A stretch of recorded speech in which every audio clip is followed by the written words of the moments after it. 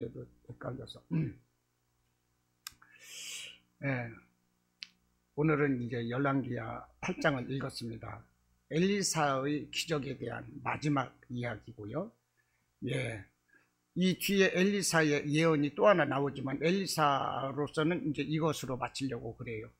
어제 그저께 우리가 수요일 날 똑같은 말씀의 내용을 가지고 수요일 날은 나눠서 봤습니다. 수요일 날은 이 말씀을 가지고 구속사적인 은혜를 살펴봤고요. 오늘은 제가 뭘 본다고 그랬죠? 실천편. 예, 우리 성도들의 실천적인 면을 살핀다고 했습니다.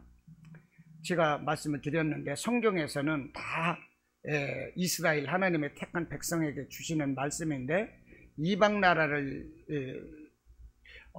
예언하는 말씀도 있다고 그랬죠. 구약 성경 오바댜 이런 것은 이제 에돔 족속에 대한 심판을 다 적고 있어요. 짧은 내용이지만 에돔 족속이 얼마나 이 악으로 치닫고 있는가. 그 에돔 족속 지금은 잘 나갈 것 같지만 하나님은 반드시 심판하리라 하는 것이 이제 오바댜 선지자가 주는 내용이었고, 왜 그 말씀 드리느냐 하면은 오늘 8장 7절에서 15절 말씀은 이스라엘에게 주시는 말씀이 아니라 아람 왕 베나닷에게 주는 말씀이고, 또 이 베나닷의 신하 하사엘이 이 베나닷을 15절에서 그 이불에 물을 적셔서 죽이고 나서 왕이 됩니다. 예, 그에 대한 또 예언입니다. 그래서 오늘 말씀은요, 이 전부 다 이방 나라, 이 아람에 대한 엘리사의 예언입니다. 그래서 우리가 지난 시간에 살펴봤던 것은 간단하게 보면 구속사였습니다. 오늘의 말씀을 통해서 지난 시간에 주었던 말씀이 무엇입니까? 사람은 역사의 그 배후에 역사의 앞에서 사람은 일하는 일꾼으로 세워지고 있지만 그 배후에서 일하시는 분은 누구다? 하나님이시다 그랬어요. 오늘 본문에서 나타나는 사람이 누구입니까? 하나님의 사람 엘리사, 그리고 베나닷, 그리고 하사엘입니다. 이 세 사람이 주된 이야기거든요. 이 세 사람에 의해서 이 역사가 이끌려가는 것 같지만 그 이면의 배후에는 누가 계시다? 하나님이 계시다는 것입니다. 우리는 때로는 우리가 이 역사의 그 주인공으로 살아갈 때가 많이 있습니다. 하나님께서 세워주시기 때문에. 그러면 우리 배후에서 역사하시는 하나님을 잃어버리고 우리가 주인공으로 살아갈 때가 많아요. 내가 공부를 잘하고 사업을 성공을 하고 내가 뭘 합격을 하고 뭐 돈을 벌고 다른 사람보다 유명하고 이런 모든 것에서 있어서 내가 주인공이 됩니다. 내가 다 마치 다 한 거예요. 우리는 그렇게 살아간다 이것입니다. 그러나 우리 삶의 배후에서 이미 계획하셨고 그 계획에 따라서 섭리로 이끌어 가신 분은 누구다? 하나님이시다 하는 것입니다. 그러니까 오늘 베나닷과 하사엘이 나오고 하나님의 사람 엘리사가 나오는데 이 사람들의 그 주인공들의 이야기지만 그 이면에 이미 하나님께서 계획하셨고 섭리하신 것이 오늘 8장 7절로 15절에서 이루어진다는 거예요. 베나닷이 죽고 하사엘이가 베나닷을 죽이고 왕이 될 것은 이미 오늘 이야기가 엘리사의 이야기지만 엘리사의 스승이었던 엘리야에게 하나님이 말씀을 하셨어요. 그래서 열왕기상 19장에서 뭐라고 하셨느냐? 하사엘이 기름을 붓고 왕이 될 것이다. 이미 엘리야에게 말씀을 하셨고, 그리고 이제 16절에서는 북이스라엘의 그 범죄로 인해서 아합 가문을 그 예후가 기름을 받고 왕이 되어서 아합 가문을 다 심판할 것을 적고 있거든요. 그래서 열왕기하 이제 이 11, 12, 13, 14장에서까지 보면은 무슨 일이 일어나냐면 예후에 의해서 그 아합 가정이 다 이렇게 숙청되는 이야기가 나오는데 마지막에는 아합의 아들 70명까지도 예후에 의해서 다 숙청이 되는 그런 일이 발생을 합니다. 기드온의 아들이 70명이었거든요. 예, 그랬는데 이 아합의 70아들도요 각 지역별로 나누어져서 이렇게 큰 위상을 가지고 살았는데 다 숙청을 하고 이런 내용이 이제 쭉 펼쳐지는데 이것을 통해서 우리가 앞에서는 사람이 일하지만 그 배후에서 역사하시는 분은 하나님이시다 하는 거죠. 우리가 그것을 인정하고 정말로 나를 세워주시는 것도 하나님이시고 할렐루야, 우리의 역사가 이루어지는 것도 하나님이시고 우리 대한민국을 이끌어 가시는 것도 하나님이시고, 뭐든지 하나님께 영광을 돌려드려야 되는 것이고, 하나님을 의지해야 한다는 것입니다. 하나님을 떠나서 우리의 힘과 능력으로는 아무것도 되는 것이 없습니다. 이것은 실수만 반복할 뿐인 거고요. 하나님을 인정치 않고 이 모든 것을 나의 공로, 사람의 공로로 돌리기로만 하면 이것은 하나님께 범죄하는 거예요. 하나님은 교만한 자를 내치시고 겸손한 자를 세워주십니다.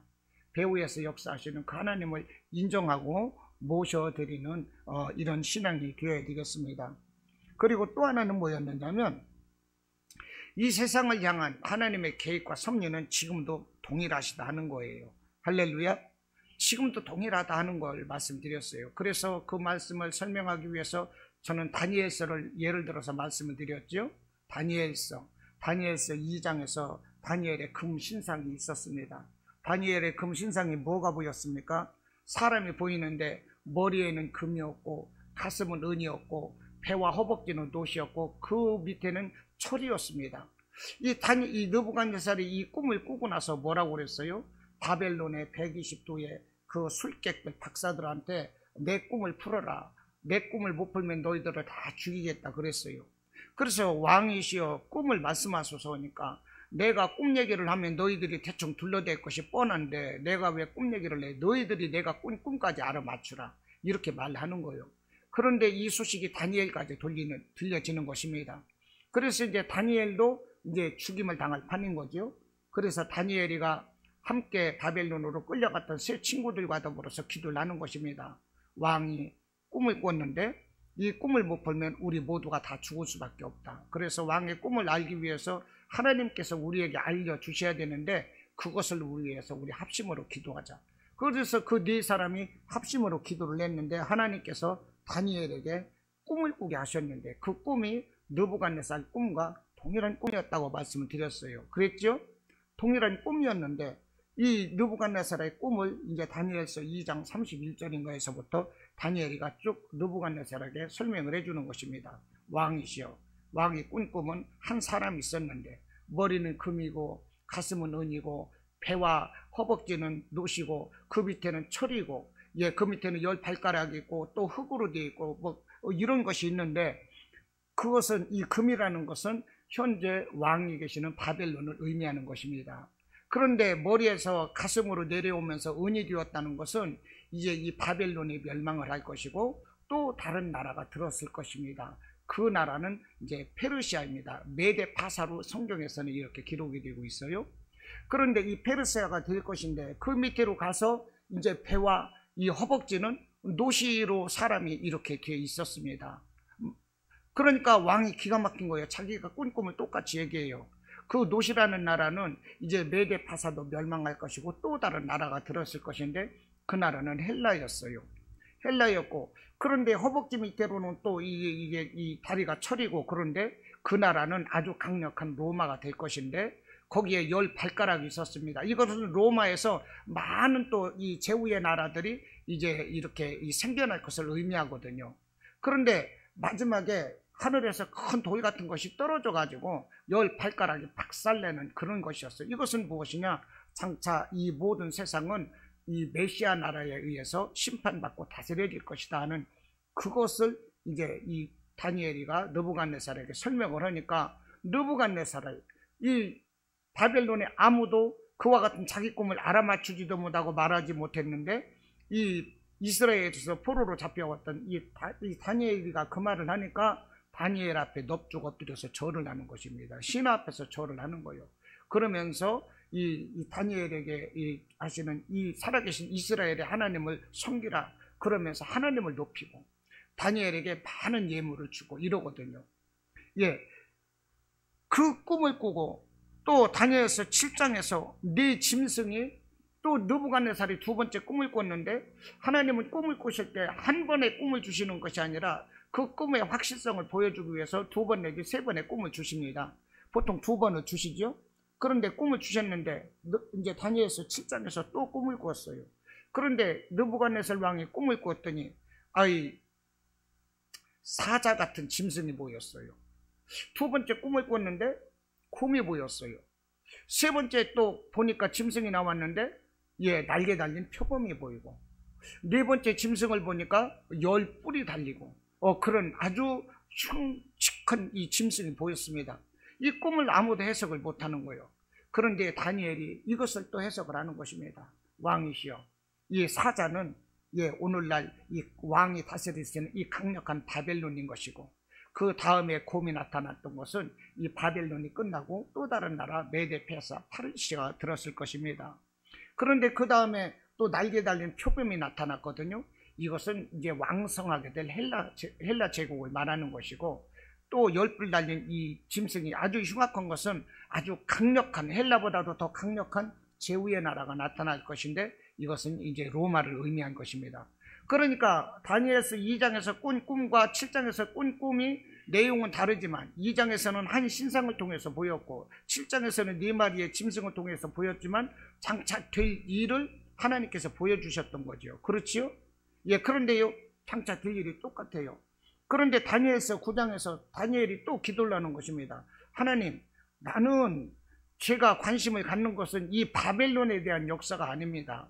우리 이스라엘이 하나님의 심판을 받고 멸망당해서 예루살렘이 멸망하고 우리는 다 끌려왔는데, 그렇다고 보면 우리 이스라엘 민족은 어떻게 되겠습니까? 그것을 묻고 있는 거예요, 하나님께서. 우리 하나님께서 이제 또 다른 이제 메시아, 이 구원자를 보내주실 것이라고 우리는 그 이제 히브리 민족 그 사상을 가지고 오고 있거든요. 그 메시아가 와야 되는 것이고, 이스라엘이 다시 한번 일어나야 되는데, 그렇다고 보면 하나님 이스라엘의 문제는 어떻게 되는 것입니까? 이 문제를 다니엘이가 기도를 하는 거예요. 이 문제를 가지고 기도할 때 21일 만에 응답을 받았던 것입니다. 첫날에 하나님께서 응답을 주셨는데 그 악한 사탄이 이 응답을 막아가지고요, 마지막에 이 천사장이 와서 그 악한 이 군대를 물리치고 어떻게 돼요? 다니엘에게 응답을 전해주는 거예요. 그래서 다니엘 기도가 이제 이때 21일 이 기도였는데, 이 21일째 와가지고 이 말씀하신 것이 무엇이냐? 그거는 이제 70일에를 말하는 것입니다. 너희 나라의 회복은 70일에일 것이다. 그런데 70일에가 한 일회가 7년이거든요. 한 일회를 7년으로 보는데 70일에라면은 한 일회가 7년이니까 490년이 걸려서 이제 천년왕국이 도래되고 메시아가 다스리는 나라가 올 것이다. 이것을 말씀을 하는 거예요. 그런데 다니엘이가 그때 응답을 받았던 연대가 언제냐면 BC 445년인 거거든요. 그러다 보면 490년 안에 예수님이 오셨고요, 나머지 7년이 남았는데, 이제 해석하는 사람들이 그래요. 7년이 남았는데 7년을 쪼개서 이제 3년 반 해서 이런 계산이 나오는 거거든요. 저도 이것을 확실히 이제 여기서 더 세밀한 것은 더 또 공부를 해야 확실히 전해질 수가 있어요. 그런데 그와 같이 이 71회를 이제 다니엘서 9장 24절인가에서 이 71회를 말씀을 했는데, 71회에 맞게 예수님께서 오셨고 이 종말의 모든 것을 다 이루셨다는 것입니다. 할렐루야. 예, 다 이루셨어요. 그래서 벌써 이 구원자 예수님은 이제 다시 재림할 날이 이미 지났다고 봐야 되는 거죠. 예, 그런데도 하나님께서는 왜 이 땅에 왜 아직까지도 심판날이 이르지 않는 것이냐? 그것은 이 베드로서의 이 구원받는 자가 아직도 구원받을 자를 회개하고 그들을 구원시키기 위한 하나님의 은혜로 기다리는 것이다, 이렇게 말씀을 하고 있거든요. 예, 그때 마지막 날 예수님께서는 어떻게 오실 것이라고 말하느냐 하면은 이제 성경에서 이제 공중재림 같은 것을 말을 합니다. 천사장의 나팔소리와 함께 예수님이 공중재림을 하실 것이고, 이때 성도들이 부활합니다. 먼저 믿는 죽은 자들이 먼저 무덤을 열고 호련히 부활할 것이고, 성도들도 있는 그 자리에서 온전한 믿음의 사람들이라면 육신의 옷을 벗어버리고, 이 육신의 옷은 있지만 호련한 새 몸으로 우리는 이 어떠한 한 곳으로 들림받아 올라갈 것이다. 이것을 휴거라고 말씀을 하는데, 이 휴거에 대해서도 데살로니가전서 4장 17절에서 이렇게 말해요. 그 후에 우리 살아남은 자도, 진실로 이제 예수님을 믿는 자겠지요. 그 후에 우리 살아남은 자도 저희와 함께 과거에 이 죽었던 그리스도인들, 그들과 함께 구름 속으로 끌려 올라가리라, 이렇게 말을 하고 있는 거예요. 이미 다 이렇게 말씀이 되어 있어요. 이제 이것이 이루어질만 남았어요. 다니엘에게 70일에 대해서 이스라엘에게 임할 일이 정확하게 이루어졌거든요. 이제 우리에게 이제 마라나타 예수 그리스도께서 다시 오실 일만 이제 남은 거예요. 예. 이와 같이 이 세상을 향한 하나님의 심판과 구원, 이와 같은 하나님의 계획에 의한 하나님의 섭리는 오늘도 동일하게 이루어지고 있다는 것입니다. 할렐루야. 예, 하나님의 구원의 역사가 지금 멀어진 게 아니에요. 이루어지고 있어요. 그때가 언젠지 몰라요. 그래서 성경에서는 많은 비유를 통해서 이야기를 하는 것입니다. 열처녀를 통해서 슬기로운 기름을, 여분의 기름을 준비했던 5처녀와 기름을 준비하지 못했던 미련한 5처녀. 미련한 5처녀는 신랑 친구가 이 밤늦게 오다 보니까 이 기름을 사러 갔을 때 이제 신랑에게 들어가지도 못했고, 깨어있는 자들은 둘이가 밭에서 일을 하다가 이 깨어있는 사람은 호련히 들려 올림받을 것이고 나머지는 이 구원받지 못할 것이고, 이런 많은 예화가 있는 거예요. 그러므로 우리는 정말 하나님이 이 마지막 시대에 이 말씀을 하시는 이것이 언제일지 몰라요. 누구 윤석전 목사님 말씀처럼 나 살아생전에 예수님 재림하십니다 이렇게 말하는 건 솔직히 이단인 거고요. 내 살아생전에 예수님이 오실지 안 오실지는 몰라요. 그러나 그렇게 얘기하면 안 돼요. 그건 이단인 거죠. 나 살아생전에 반드시 예수님 오십니다. 예수님의 종말이 얼마나 가까웠는지를 강조했는지는 모르겠지만 그것을 통해서 실제적으로 윤석전 목사님 살아계실 동안 예수님 오신다고 그랬다고 그래서 내 생전에 예수님이 오신다고 자기의 삶을 준비하지 않는 젊은이들이 얼마나 많은지 모르는 거예요, 이게요. 그러나 예수님은 오십니다. 그게 언제일지 몰라요. 지금까지도 참아오셨듯이 앞으로 더 참으실지 아니면 호련히 오늘 밤이 될지 내일이 될지 그건 모른다는 거예요. 그러므로 우리는 늘 깨어 있어서 말씀으로 할렐루야 깨어 있고 기도로 우리의 영혼을 살피고 다스리는 이런 사람들이 되어야 할 것입니다. 자, 오늘 이제 제가 드리고자 하는 말씀은 이제 그거예요. 이제 우리가 실천편이에요. 이 똑같은 말씀을 가지고서 실천편, 우리가 이 말씀을 가지고 어떻게 믿음 생활하며 살아갈 것인가, 이것을 간단히 이제 말씀드리고자 합니다. 여러분, 사람은 한 번 태어났다가 한 번은 죽습니다. 그렇죠? 영원히 사는 사람은 없어요. 히브리서 9장 23절 말씀에 한 번 죽는 것은 사람에게 정해진 것이요 그 후에는 심판이 있으리니 그랬어요. 사람은 누구나 다 한 번 죽어요. 그렇습니다. 누구나 다 죽는 거예요. 죽지 않으려고 블루초를 구했던 진시황도 죽었습니다. 다 죽는 거예요. 죽지 않으려고 아등바등 해봐야 결국은 다 죽습니다. 그러므로 어떻게 사느냐가 참 중요합니다. 어떻게 사느냐. 오늘 보십시오. 7절에서 보니까 왕 베나닷이 병들었더니, 이 베나닷이 누구입니까? 아람 왕인 거죠. 이스라엘을 쳐서 이스라엘을 멸망시킬 만한 강력한 나라 아람 왕인 거예요. 그런데 이 베나닷이 이스라엘을 여러 번 쳤는데도 이스라엘이 계속 이 아람 왕을 대방비했고 이겼던 것은 누구 때문입니까? 하나님의 사람 엘리사인 거죠. 엘리사가 베나닷 왕의 침실에 사는 말까지도 다 알아들을 정도로 그것을 미리 알고 왕이 어떻게 베나닷이 침략할 것을 미리 방비하고 그러면서 지켰는데, 아무튼 이 베나닷은 아람 왕이에요. 아나무인인 것입니다. 누구한테 굽힐 수가 없어요. 1인자 왕이었어요. 그런데 이 베나닷이 결국은 죽음을 앞두고 있습니다. 할렐루야. 죽음을 앞두고 있어요. 그러니까 우리가 안 죽을 것처럼 그럴 것이 아니라 한 번은 죽는다는 것인데, 그렇기 때문에 우리가 살아서 예수 믿고 천국 백성 된다는 것이 얼마나 큰 복이냐 하는 것입니다. 할렐루야. 우리가 살아서 예수 믿고 정말 천국 백성 되는 것처럼 큰 복이 없어요. 영원히 살 것처럼 이러지 말라는 거예요.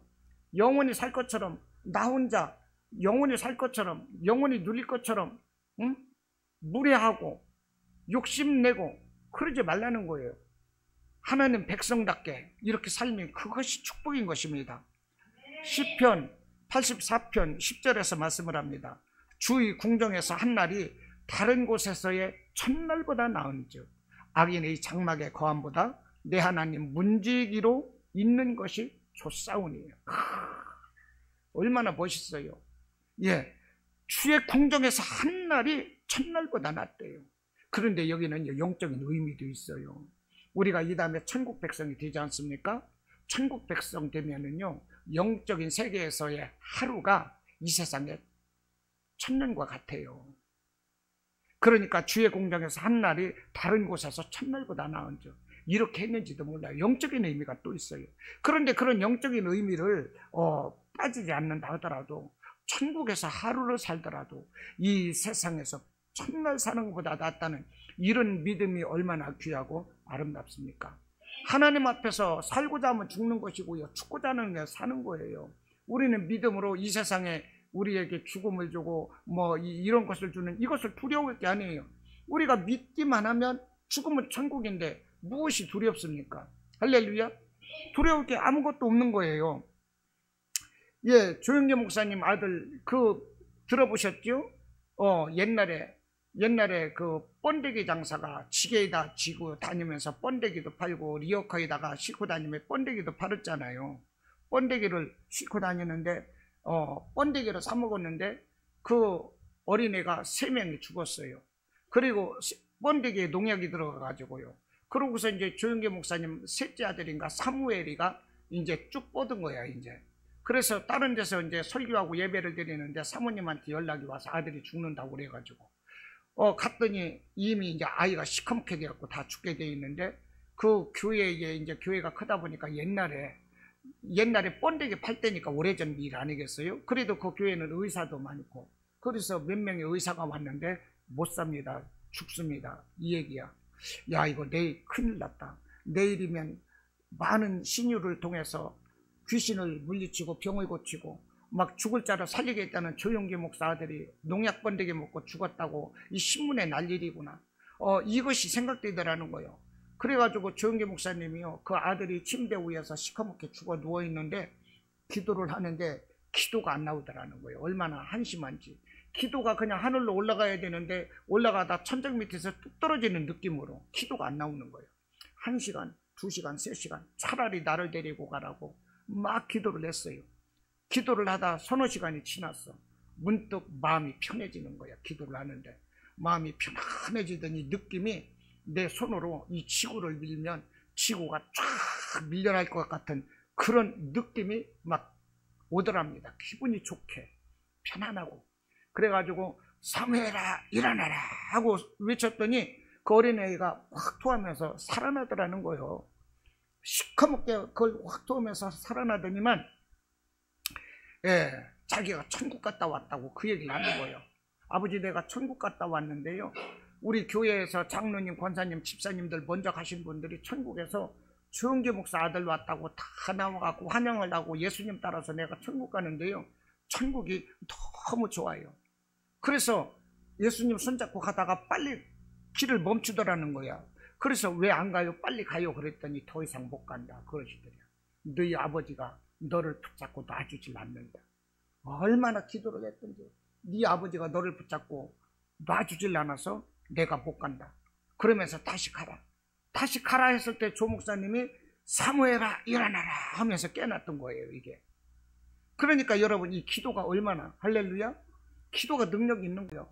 우리가 먼저번에 제가 동영상 하나 올렸잖아요. 그 청주에선가 목회하시는 그 목사님 딸, 그 목사님이 그 목사님에게 딸이 있는데 딸이 중학교 때부터 우리 아버지는 사기꾼이라고, 우리 아버지 사기꾼이니까 우리 아버지 말 믿지 말라고 교회에다가 주보처럼 전단지를 만들어서 주일날 예배 오는 사람한테 뿌렸다고 그랬잖아요. 우리 아빠 나쁜 도둑놈이라고, 장로 새끼들도 나쁜 놈이라고, 이거 거짓말해갖고 먹고 사는 사람들이라고. 그러니 이게 아버지하고 이게 무슨 말이, 무슨 이게 망신이냐고. 그래서 장로님들이 그 딸을, 중학생들을 잡아서 막 가두고 그랬다는 거예요. 그러다가 그 딸이 커가지고 서울대학교를 갔어요. 서울에 와가지고 이제 피아노 학과로 와서 이제 피아노를 치고 그랬는데, 그러면서 집에 마지막 편지를 보내는 거죠. 이제 나도 자수, 이제 독립, 이제 이만큼 성장했으니까 나도 자수 성가하고 독립하겠다. 이제 아버지한테 더 이상 도움받지 않겠다. 이렇게 했는데 그 딸에게 희귀한 질병이 걸리는 거예요. 희귀한 질병이 걸려가지고요, 그 병원에서 그 질병의 그 조직검사는 그런 비용을 미리 주고, 그 돈을 쓰다가 마지막까지 이제 마지막에 집에 와가지고 집에 와서 생각을 하는 거야. 아니, 집에 오기 전에 생각하는 거야. 아니, 이 땅에 많은 교회가 있는데 이거 거짓말로 먹고 사는 것이라면 다 이게 이 거짓말이 드러날 것이 아니냐. 그런데 어떻게 이 많은 교회가 끄떡없이 이렇게 존재할 수가 있는 것이고, 거짓말에서 목사 새끼들이 먹고 사는 것이라면 어떻게 목사들이 존재하냐, 이 생각이 들더라는 거야. 그래서 내가 아버지한테 다시 한번 가서 물어봐야 되겠다. 아버지, 거짓말 아니냐, 성경이 사실이냐. 그랬더니 아버지 하시는 말씀이 사실이니까 어제 나도 목사 안 됐으면 내가 학교 선생님 아니었잖느냐, 지금은 교장 선생님은 되었을 것이다. 그래가지고요, 하나님 계시면 나 좀 만나달라고 그때서부터 그 피아노 치는 반주자한테 부탁을 해서 자기가 피아노 반주를 했다는 거예요. 그러고서 예수님을 마지막에 믿었는데 피아노 반주를 하다가 죽으면서 머리가 이 피아노 위에 뻥 떨어지면서 그 딸이 갔는데, 그 장로님들이 그 시신을 안 하다가 집에다 눕히고, 사모님하고 그 교회 그 권사님들이 따라가가지고 그냥 이 목사님 딸 죽으면 이 전도 안 됩니다, 하나님 영광 안 됩니다, 막 매달려서 기도를 막 하는데, 얼마나 기도를 세게 했든지 어떤 권사님은요 그냥 막 밑이 빠졌다는 거예요. 힘을 좀 해 기도를 해가지고요. 그런데 이 천사가 이 딸을 데리고 올라가다가 하도 이 딸 못 데려갑니다 하고 권사님이랑 사모님이 기도하니까, 야, 안 되겠다, 이 딸을 다시 살려서 내려보내자. 그렇게 해서 다시 살려보냈다는 거예요. 이 다시 살아난 딸에 의하면 그래요. 그래서 이 딸이 다시 살아났어요. 암으로 인해서 죽었다 다시 살아난 거예요. 그러면서 천국 얘기를 하는데 천국의 실제적인 이야기를 하는 것입니다. 여러분, 그러고 나서 그 딸이 어떻게 된지 아세요? 목사가 돼가지고 미국에서 지금 목회를 하고 있어요. 할렐루야. 예, 지금 여러분, 천국은 반드시 있고 사람이 한번 죽는데 이와 같은 천국을 누구나 다 가야 되는 것입니다. 할렐루야. 우리가 기왕이면 하나님께서 나를 불렀을 때 아멘하고 순종하고 충성된 일꾼으로 사는 것이 가장 큰 축복이라는 것입니다. 우리가 하늘 상급을 받는 것이 축복이지 이 세상에서 그 무슨 축복이 있겠어요. 제가 아까 낮에 점심때쯤 해가지고서 오늘 제가 아침에 와서 이 예배를 드리고 교회에서 쉬었거든요. 그러고 나서 점심을 먹고 잠시 운동할 겸 해가지고 조심조심 반월역 뒤로 해서 철길을 건너갔어. 거기 보면 큰 묘지가 있어요. 청주 한시더라고. 제가 한번 올라가 봤어요. 가만가만 올라가 봤는데 청주 한시인데 비석에 보니까 고려시대 때부터 해가지고 조선시대 개국공신으로 넘어오면서 어떠한 벼슬을 지냈고 그 조상은 누구였고 몇 대 후손은 또 무엇을 지냈고 막 이런 것을 상세하게 써가지고 탁 했는데, 그것을 그 후손들에게 기리기 위해서 비석에다 탁 써놓은 거야. 그것을 보면 제가 생각을 했어요. 이 땅에서의 이런 이 작은 것도 이렇게 기록이 되거늘 우리가 하나님 앞에 상급을 받았을 때 우리의 상급은 천국에서 얼마나 아름답게 기록이 되겠느냐 하는 것입니다. 할렐루야. 이 땅에서 이 비석에다 아무리 멋있게 새겨놓고 우리 조상이 어떻고 후손이 어떻고 그게 무슨 의미가 있겠어요. 물론 우리가 자식을 낳아서 그 자손들을 하나님의 말씀으로 바르게 교양하고 이것은 중요합니다. 그러나 이 땅에서의 출세가 아니라 이 땅에서 하나님을 만나고 천국 백성으로 일꾼으로 살아가는 것이 가장 큰 축복이다 하는 것입니다. 할렐루야. 예, 보니까요, 그 묘지를 보니까요, 그 묘지가 어마어마하게 큰 묘지예요. 그런데 묘지가 테두리석이 있고, 그런데 이 묘지가 이 테두리석도 있는데 어떤 것을 보니까 금이 가가지고 벌어지고 이렇게 균형이 안 맞더라고.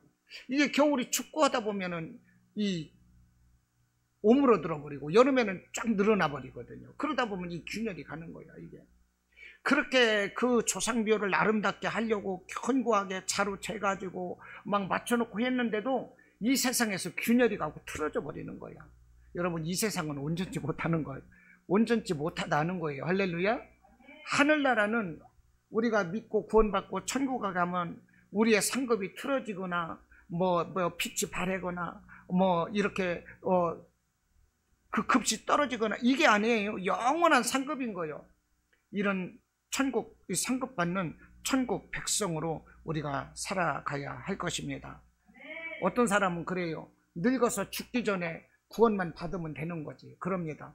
그랬으면 얼마나 좋겠어요. 그러나 그것은 있을 수가 없어요. 속담에 그런 말이 있습니다. 감나무 밑에서 감 떨어지기를 바라고 입 벌리고 누워있다고 미려는 거죠.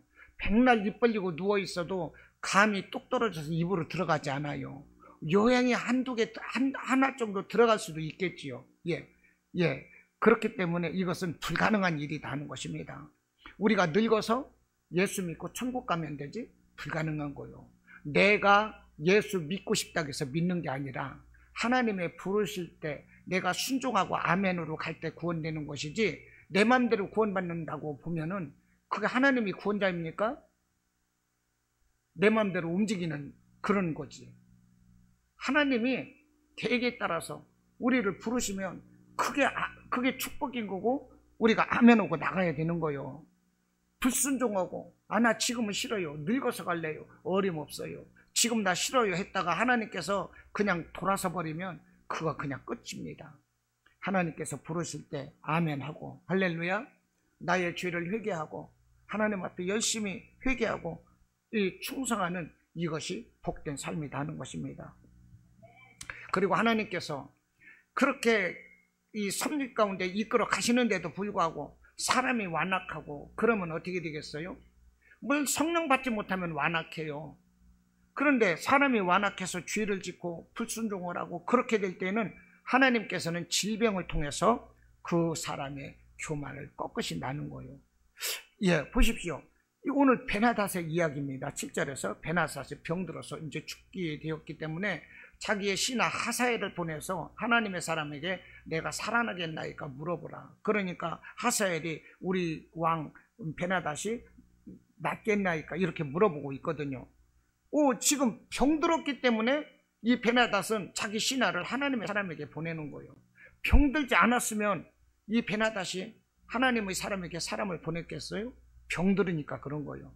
하나님은요, 이 사람이 말 안 들을 때, 불순종을 할 때 질병을 통해서도 그 사람의 교만을 꺾는다는 것입니다. 질병뿐이 아닌 것이죠. 성경에서 보면 종종 홍수라든지 가뭄이라든지 천재지변이 있어요. 이런 걸 통해서 또 불치의 병 이런 것을 통해서 그 사람들의 교만한 이 범죄 행위를 꺾으시고 이 경고를 하신다는 거예요. 할렐루야. 그런데 하나님의 이런 엄청난 재앙이라든지 이런 징계가 있을 때 사람으로서는 그것을 감당할 수가 없다는 거예요. 하나님이 한번 진노하시고 재앙을 내리시기로 말하면 그것이 천재지변이든지 뭐가 됐든지 간에 질병이든지 뭐가 됐든지 간에 사람으로서 감당할 그런 게 아니에요. 하나님은 무지막지예요. 그 사람을 죽여서라도 그 후손 때라도 구원하시는 것이 하나님이요. 요 사람은 살려야 되니까 요만큼만 하셔야지. 이것은 사람의 생각이라니까요. 나를 살려주시고 고쳐주시면 감사한 것이고, 그러려면 나를 죽여서라도 자손을 살려주시는 그게 하나님의 계획인 거예요. 그러니까 내가 질병에 걸려서 이런 징계를 당할 것이 아니라 내 어떤 환경이라든지 이런 것이 닥치는 이런 자녀라든지 물질이라든지 이런 걸 통해서 내가 징계를 당할 것이 아니라 하나님께서 부르실 때 할렐루야, 그럴 때 아멘하고 나가자 하는 것입니다. 병들어 골골대면서 하나님 찾지 말고 젊어서 일할 수 있을 때 하나님 찾고 일하시면 얼마나 좋냐고요. 할렐루야. 너무나도 감사한 거요. 어떤 분들은요, 저기 1억이 싫어서 이 교회에서 이리 뺀 걸 저리 뺀 걸 이러는 분이 있는가 하면, 어떤 분들은 내가 일할 것이 무엇인가 찾는 분이 있어요. 어떤 분은 교회에 일꾼이 많으니까 일꾼 없는 교회를 찾아간다 그러신 분도 있다잖아요. 우리 교회에도 얼마나 감사하냐고. 여러분, 이것이 축복이다 하는 것입니다. 할렐루야. 골골대면서 일할 것이 아니라 내가 하나라도 힘이 있고 건강을 할 때 나를 불러주신 것이 얼마나 감사하냐 하는 거예요. 그 하나님께 영광을 드리는 그런 우리 신앙 실천적인 면이 있어야 되겠다는 것입니다. 그리고 두 번째 우리가 살피고자 하는 것은 뭐냐면, 우리가 낫겠나이까 살아나겠나이까? 지금 오늘 베나닷이 이렇게 물어봤어요. 베나닷이 지금 8절에서 보니까 왕이 하사엘에게 이르되 너는 손에 예물을 가지고 가서 하나님의 사람을 맞이하고 내가 이 병에서 살아나겠는지 물어보라 그랬어요. 그러니까 9절에서 이 하사엘이 하나님의 사람 엘리사를 찾아와서 맨 마지막 줄에 뭐라고 그랬습니까? 나의 이 병이 낫겠나이다 하고 물어보라고 이렇게 전하고 있는 것입니다. 그러니까 여러분, 내가 살아나겠나이까? 내가 낫겠나이다. 이 믿음이 아니라 나는 살아납니다. 나는 예수 안에서 치료됩니다. 이런 견고한 믿음을 가져야 한다는 거예요. 할렐루야. 이해가 되십니까? 예. 보십시오.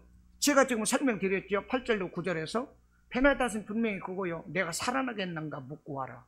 그러니까 하사엘이 말하기를 가서 우리 왕이 낫겠나이까? 이렇게 묻고 있는 거예요. 그런데 이 사람들은 누구입니까? 이스라엘 사람도 아니고 하나님을 모르는 아람 사람이에요. 아람 사람이기 때문에 하나님의 사람에게 내가 살아나겠나이까 낫겠나이다 물어보는 것도 그렇지 못한 사람보다 100번 낫지만, 그럴지라도 다 같은 이방인인데도 어떤 사람은요 낫겠나이다 이렇게 고백한 사람이 있다는 거예요.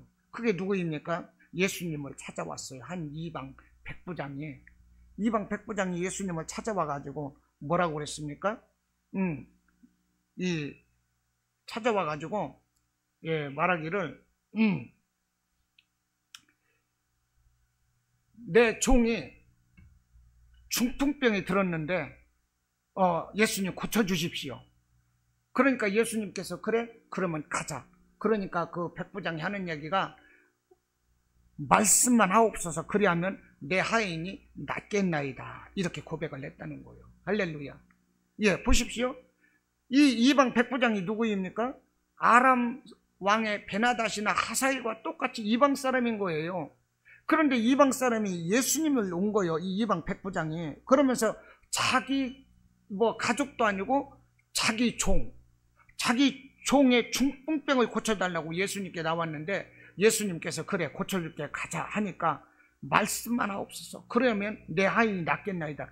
이렇게 고백을 했다니까요. 그러니까 보십시오. 이 베나닷이나 하사엘과 차이가 뭐예요? 이 베나닷은 내가 살아나겠는지, 이 하사엘은 우리 왕이 낫겠는지 이것을 물어보고 있는데, 백부장은 말씀만 하십시오.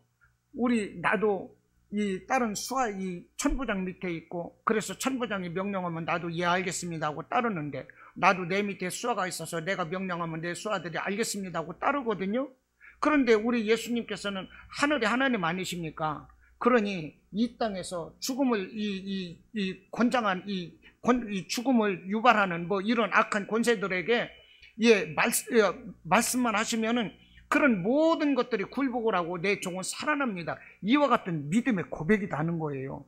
이런 백부장의 믿음이 우리에게 있어야 한다는 것입니다. 할렐루야. 저도 사실은요 이거 못하는 거 사실 많아요. 기도하면서도 아이고 이럴 때가 많고, 목사님은 왜 그렇게 아이고 해요? 이렇게도 얘기를 해요.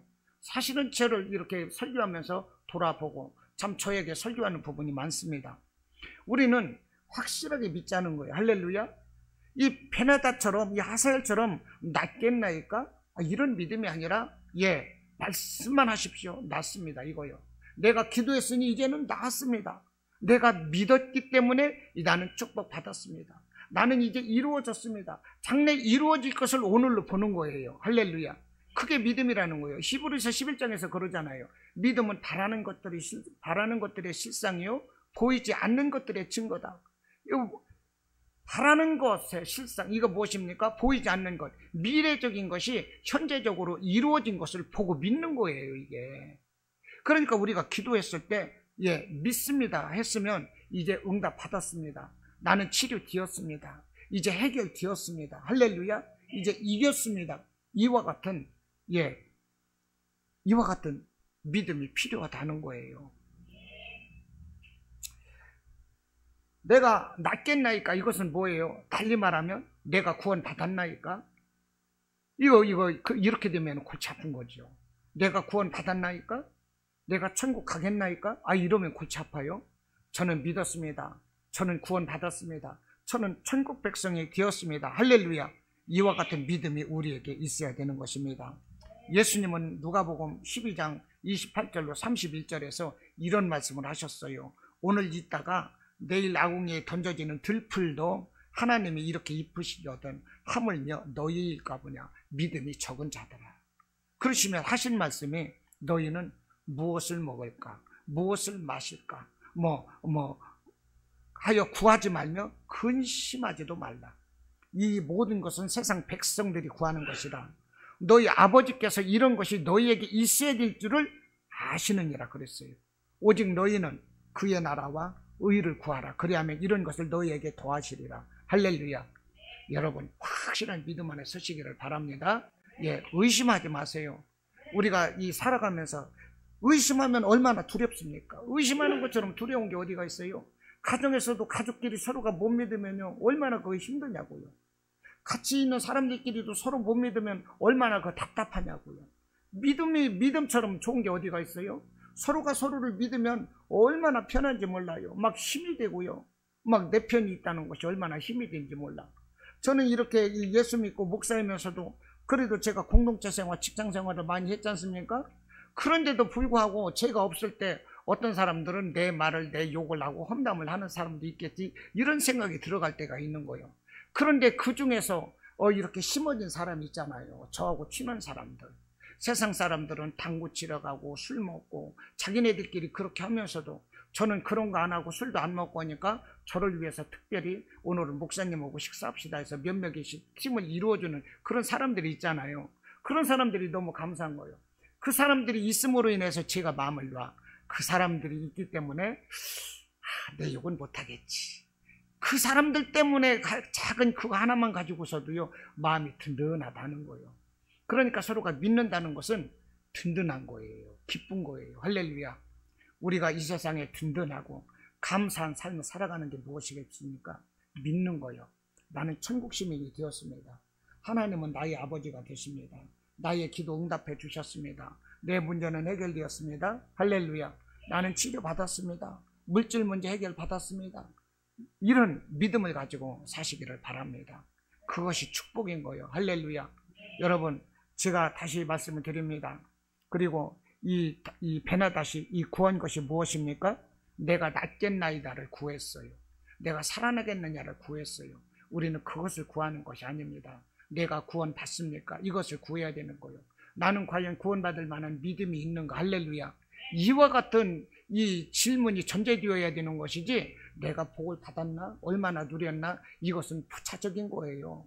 먼저는 영혼인 거예요. 영혼이 잘 되면 범사가 잘 되고, 강건한 은혜는 부수적으로 그냥 자동으로 따라오는 거예요. 바늘이 가면 실이 따라가는 것입니다. 실만 가면 재단이 되는 거예요. 디자인이 되는 거예요. 할렐루야. 여러분, 우리에게 중요한 것은 구원이에요. 언제나 구원을 먼저 생각을 하시고 예수 안에서 구원의 확실한 믿음을 가지고 살아가는 우리 성도 여러분이 다 되시기를 주님의 이름으로 축원합니다. 아멘.